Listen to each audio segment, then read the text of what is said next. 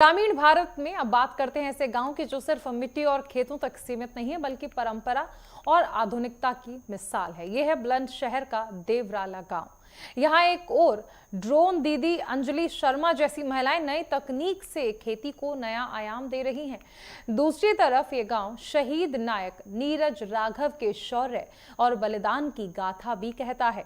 इस रिपोर्ट में देखिए कैसे इस गांव के किसान नवाचार अपनाकर अपनी तकदीर बदल रहे हैं और कैसे शिक्षा की लौ यहाँ हर घर में रोशनी फैला रही है।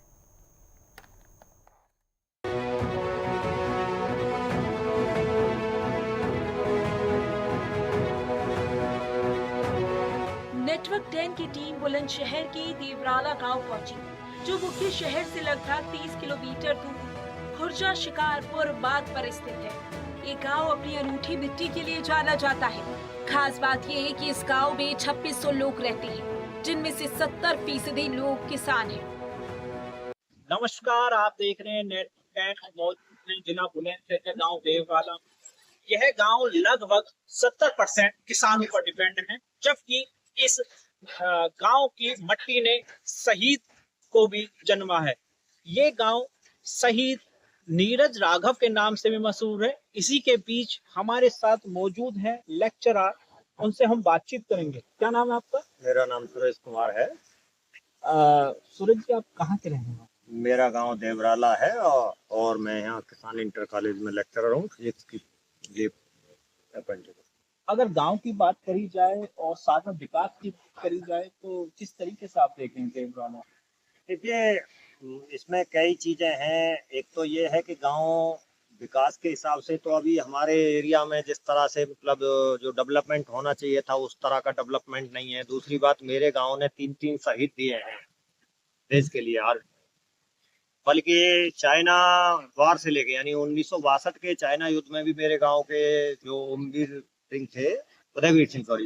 उदयवीर सिंह जी शहीद हुए थे। फिर उसके बाद आपका कारगिल युद्ध में मेरे यहाँ से एक शहीद है, और लेटेस्ट जो आपके नीरज राघव जो हमारे परिवार से बिलोंग करते हैं, वो आपका सबसे बड़ा चक्र अशोक चक्र से सम्मानित होने के बावजूद भी जो जिस तरह का डेवलपमेंट होना चाहिए था, जिस तरह के प्रशासन ने यहाँ वादे और वो किए थे, उस तरह का डेवलपमेंट कभी दिखाई नहीं देता। गांव में कदम रखते ही नेटवर्क 10 की टीम की मुलाकात अंजलि शर्मा से हुई, जो ड्रोन दीदी के नाम से मशहूर है। अंजलि नई तकनीक से खेती करके अपने परिवार का पालन पोषण करती है, जो गांव के लिए प्रेरणा का स्रोत है। हमारे संवाददाता मगनवीर सिंह ने अंजलि से खास बातचीत। इसकी सहायता से किसानों को जो है आसानी होती है और इससे हमारा जीवन यापन हो रहा है। जैसे खतरनाक दवाइयों का प्रयोग होता है तो हमारे जैसे हाथ वगैरह में या हमें दिक्कत होती है, जैसे मजदूरों को दवाई वगैरह लग जाती है तो उन्हें स्किन प्रॉब्लम या कुछ और भी रोग हो जाते हैं, तो इससे उनका बचाव हो जाता है ड्रोन की सहायता से। पेस्टिसाइड्स आप डालते हैं, पेस्टिसाइड्स की आपने बात करी है, तो किस किस तरीके की आप फसल बोते हैं? हमारे यहाँ गन्ना की फसल में हो जाती है इससे स्प्रे, दालों में हो जाती है, जैसे कि हमारी उड़द की दाल है, मूंग की दाल है, और हमारे उसमें चावलों में भी इससे मतलब स्प्रे हो जाती है इससे। आपका पूरा जीवन खेती के द्वारा ही चल रहा है, जीवन यापन कर रहे हैं? जी, हमारा इसी से हमारा जीवन यापन हो रहा है। और ये हमें 2 साल पहले सरकार की तरफ से एक योजना आई थी नमो ड्रोन दीदी द्वारा, उसके तहत हमें समूह से जुड़े हुए थे, उसकी सहायता से हमें ये सरकार द्वारा दिया गया है, सहयोग मिला है। सहयोग। देवराला गांव सिर्फ कृषि नवाचार के लिए ही नहीं बल्कि शहीद नायक नीरज राघव के बलिदान के लिए भी जाना जाता है। नेटवर्क 10 की टीम ने शहीद नायक के परिवार से भी मुलाकात की और उनकी वीर गाथा को समझा। इस गांव को शहीद नीरज राघव के नाम से पहचाना जाता है।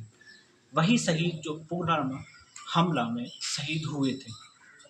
उनके परिवार के साथ आज हम मौजूद हैं, खास बातचीत करेंगे। क्या नाम है आपका? मेरा नाम हेमंत कुमार। शहीद नीरज राघव के क्या लगते हैं आप? मैं बड़ा भाई। क्या हुआ था नीरज राघव जी के साथ, जो कुछ दिन पहले आए थे या फिर कुछ दिन पहले बात हुई हो शहीद होने से पहले? नीरज राघव रक्षाबंधन की छुट्टी पर आए थे और 24 अगस्त 2014 को कुपवाड़ा में शहीद हो गए। कितने दिन पहले? लगभग 15 दिन पहले आई थी। तो यहाँ से गए थे तो क्या बोल के गए थे? ये बोल के गई थी कि अब दोबारा फिर आएंगे जब ये अपना देखेंगे कोई काम अपना करेंगे, ये बोल के गई थी।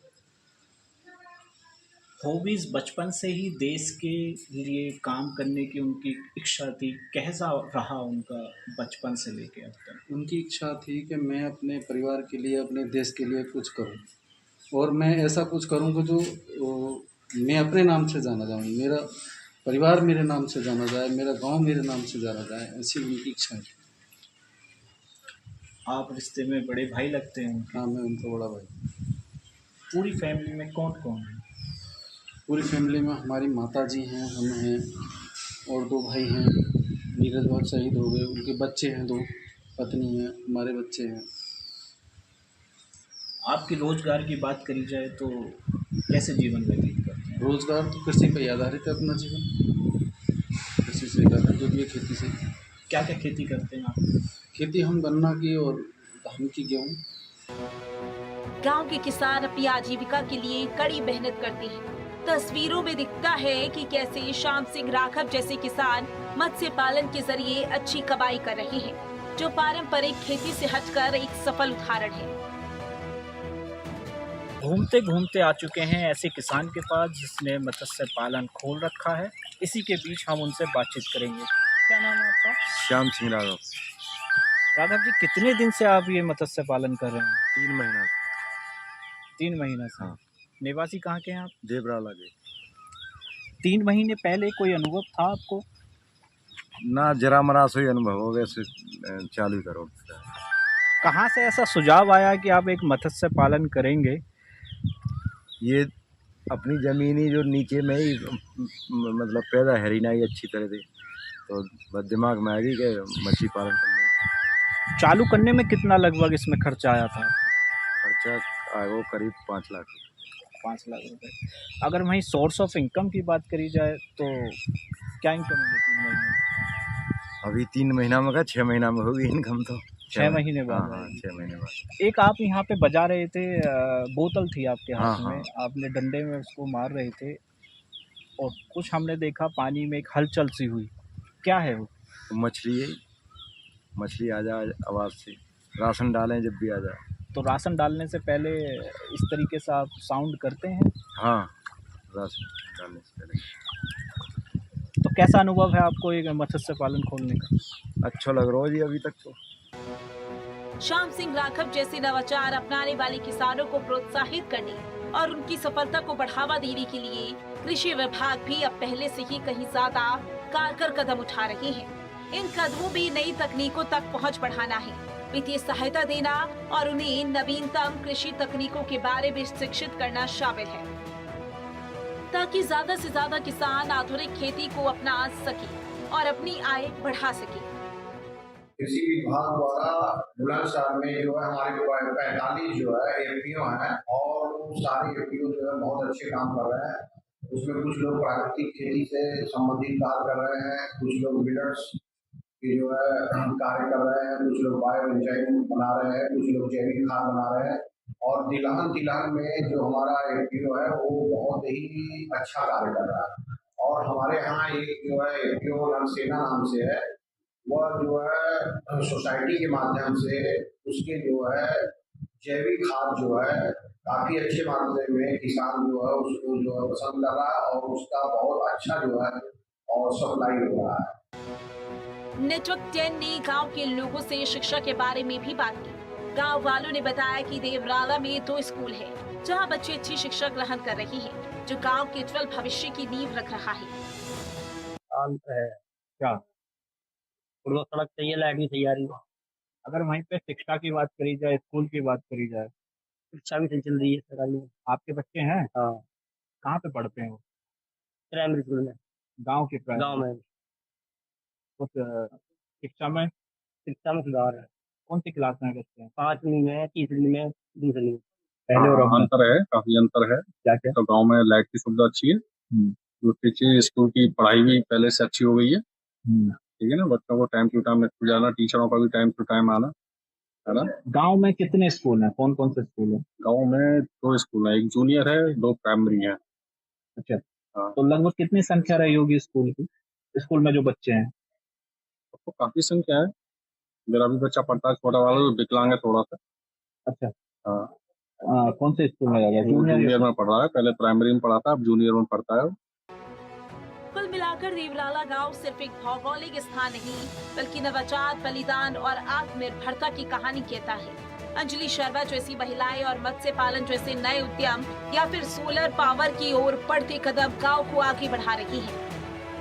सर बेसिकली जो उसको मेन बेनिफिट है वो ये है, अगर मान लीजिए आपका आज अगर 2 किलोवाट सोलर इंस्टॉल कराते हैं, आपका 100 यूनिट या 125 यूनिट बिजली का बिल आता है, तो आपका 0 कॉस्ट में होगा, आगे आपका कोई बिल ही नहीं होगा अगर 2 किलोवाट के पे भी आप आ जाते हैं। और अगर सब्सिडी के साथ जाते हैं तो आपका इन्वेस्टमेंट भी लो हो जाता है, ओनली 45,000 आपको इन्वेस्टमेंट करना, आफ्टर दैट वो आपका कंप्लीट रनिंग में आ जाएगा। तो गाँव में लगा रहे हैं आप? जी बिल्कुल, हमने गाँव में भी लगाए हुए हैं। लगभग कितने परिवार लगा चुके हैं? एक आइडिया।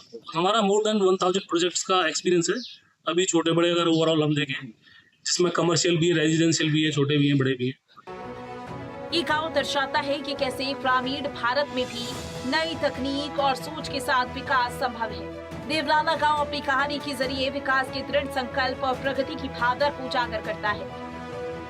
विकास ये है कि कुछ अभी फिलहाल में जो विकास है कुछ नहीं हो पाया। गली हैं जैसे गली हैं, कुछ नाली हैं टूटी पड़ी हैं, स्लिप टूटी पड़ी हैं, मेन रोडन पर पानी भरे हुए हैं, अभी कुछ विकास नहीं हो पाया इस उसमें। हम गांव में घुसे थे तो हमने देखा था कि खरंजा, तो आपकी योजना में खरंजे लगे हुए थे? हाँ, खरंजा थे, इंटरलॉकिंग भी थी और सारी चीजें थी। तो अब में और पहले में क्या क्या अंतर नजर आ रहा है आपको? जो पहले था वही है अभी, अब का कोई डिफेक्ट नहीं हुआ। कब से कब तक कौन सी योजना में आप रहे गाँव? 2020 में। इसमें कोई दो राय नहीं कि देवराला की मिट्टी में सिर्फ फसलें ही नहीं बल्कि एक प्रगतिशील और प्रेरणादायक भविष्य छिपा हुआ है, जहां हर व्यक्ति अपने तरीके से गांव के विकास में योगदान दे रहा है।